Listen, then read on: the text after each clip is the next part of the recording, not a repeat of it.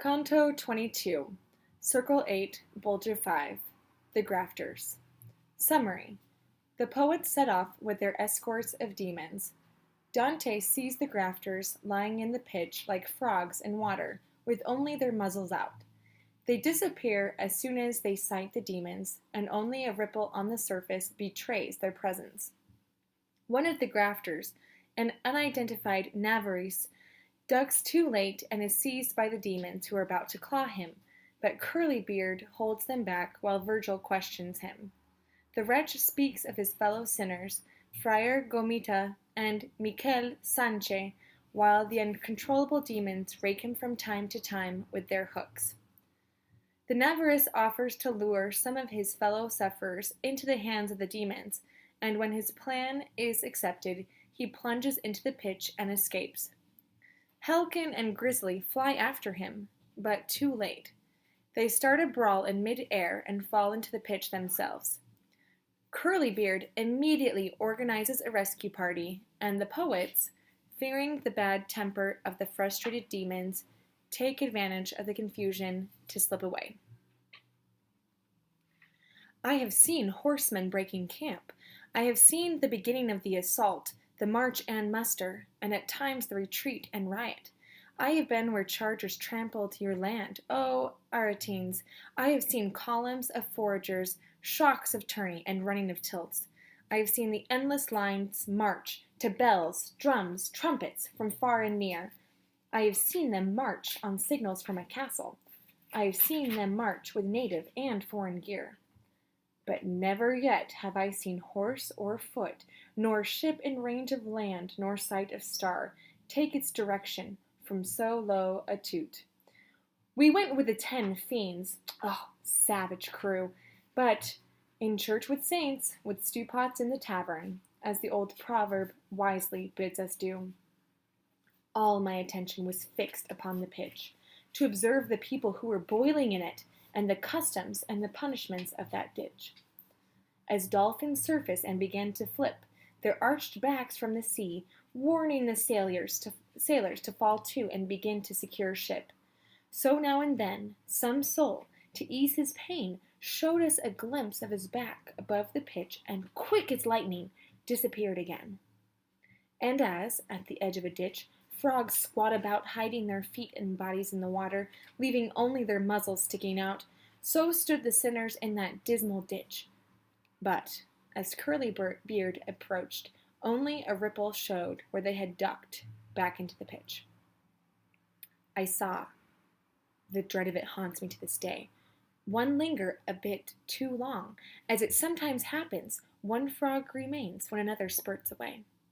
And Catclaw, who was nearest, ran a hook through the sinner's pitchy hair and hauled him in. He looked like an otter dripping from the brook. I knew the names of all the fiends by then. I had made a note of them at the first muster, and marching had listened and checked them over again. "Hey, Crazy Red," the crew of demons cried all together. "Give him a taste of your claws! Dig him open a little! Off with his hide!" And I then, "Master, can you find out, please, the name and history of that luckless one who is falling into the hands of his enemies?" My guide approached that wraith from the hot tar and asked him whence he came. The wretch replied, "I was born and raised in the kingdom of Navarre. My mother placed me in service to a knight, for she had borne me to a squanderer who killed himself when he ran through his birthright. Then I became a domestic in the service of good King Thibault.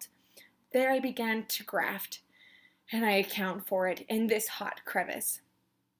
And Pictusk, who at the ends of his lower lip shot forth 2 teeth more terrible than a boar's, made the wretch feel how one of them could rip. The mouse had come among bad cats, but here Curlybeard locked arms around him, crying, "Well, I've got hold of him, the rest stand clear." And turning his face to my guide, "If you want to ask him anything else," he added, "ask away before the others tear him limb from limb." And my guide to the sinner, "I should like to know if among the other souls beneath the pitch are any Italians?" And the wretch, "Just now I left a shade who came from parts nearby. would I were still in the pitch with him, for then these hooks would not be giving me cause to cry. And suddenly Grafter bellowed in great heat. We've stood enough! And he hooked the sinner's arm and, raking it, ripped off a chunk of meat. Then Dragontooth wanted to play too, reaching down for a catch at the sinner's leg, but Curlybeard wheeled round and round with a terrifying frown. And when the fiends had somewhat given ground and calmed a little, my guide, without delay, asked the wretch, who was staring at his wound, who was the sinner from whom you say you made your evil-starred departure to come ashore among these fiends? And the wretch, it was the shade of Friar Gomita of Galura, the crooked stem of every fraud. When his master's enemies were in his hands, he won high praise from them. He took their money without case or docket, and let them go. He was in all his dealings no pretty bursar, but a kingly pocket. With him, his endless crony in the fosse is Don Miquel Sanchez of Logodoro. They babble about Sardinia without pause. But look! See that fiend grinning at your side. There is much more that I should like to tell you, but oh, I think he means to grate my hide. But the grim sergeant wheeled, sensing foul play, and turned on Cramper, who seemed set to strike. Ordered, Clear off, you buzzard! Clear off, I say! If either of you would like to see and hear Tuscans or Lombards, the pale sinner said, I can lure them out of hiding if you'll stand clear, and let me sit here at the edge of the ditch and get all these black talons out of sight, for while they're here, no one will leave the pitch. In exchange for myself, I can fish you up as pretty a mess of souls as you like. I have only to whistle the way we do when one of us gets free. Dead Dog raised his snout as he listened to him. Then, shaking his head, said, Listen to the grafter spinning his tricks, so we can jump from the brim. And the sticky wretch, who was all treachery, Oh, I am more than tricky when there's a chance to see my friends in greater misery. Helkin, against the will of all the crew, could hold no longer. If you jump, he said to the scheming wretch, I won't come after you at a gallop, but like a hawk after a mouse. We'll clear the edge and hide behind the bank. Let's see if you're trickster enough for all of us. Reader, here is new game. The fiends withdrew from the bank's edge, and Dead Dog, who at first was most against it, led the savage crew.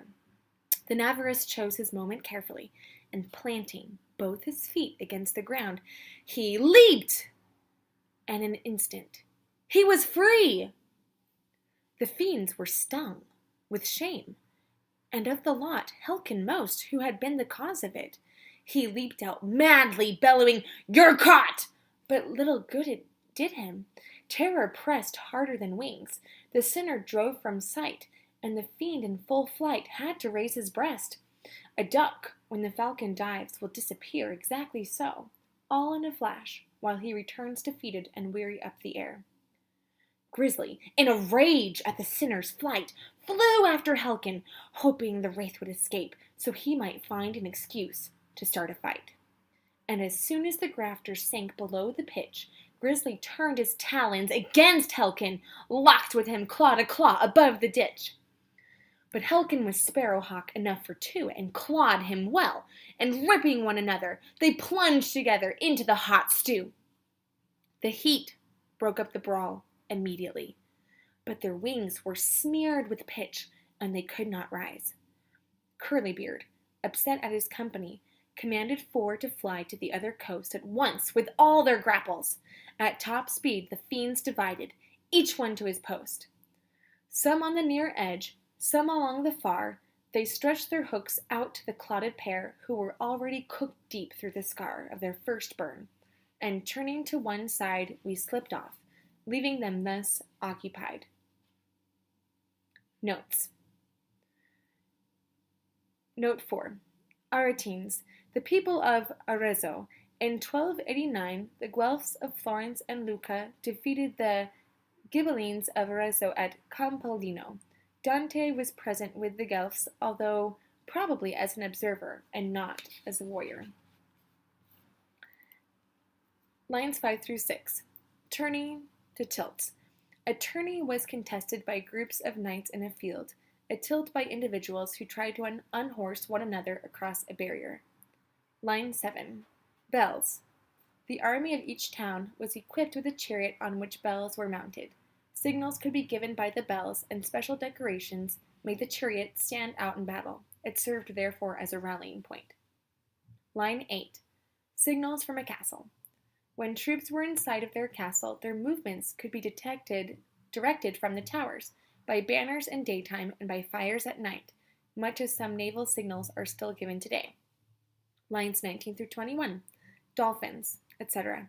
It was a common belief that when dolphins began to leap around a ship, they were warning the sailors of an approaching storm. Line 31. The Navarrese grafter. His own speech tells all that is known about him. The recital could serve as a description of many a courtier. Theobald II was king of Navarre, a realm that lay in what is now northern Spain. Line 54. And I account. Dante's irony is certainly intentional. The accounts of the grafters cannot be concealed from God's justice. Line 66. Italians. Dante uses the term Latino strictly speaking, a person from the area of ancient Latium, now roughly Lazio, the province in which Rome is located. It was against the Latians that Aeneas fought on coming to Italy. More generally, Dante uses the term for any southern Italian. Here, however, the usage seems precise, since the sinner refers to points nearby and means Sardinia. Rome is the point in Italy closest to Sardinia. Line 82. Friar Gomita of Gallura. In 1300, Sardinia was a Pisan possession and was divided into 4 districts, of which Gallura was the northeast. Friar Gomita administered Gallura for his own considerable profit. He was hanged by the Pisan governor when he was found guilty of taking bribes to let prisoners escape. Line 89. Michel Sanche de Logodoro. He was made vicar of Logodoro when the king of Sardinia went off to war. The king was captured and did not return. Michel maneuvered a divorce for the queen and married her himself. About 1290, he was murdered by his son-in-law, Branca d'Orio. See Canto 33.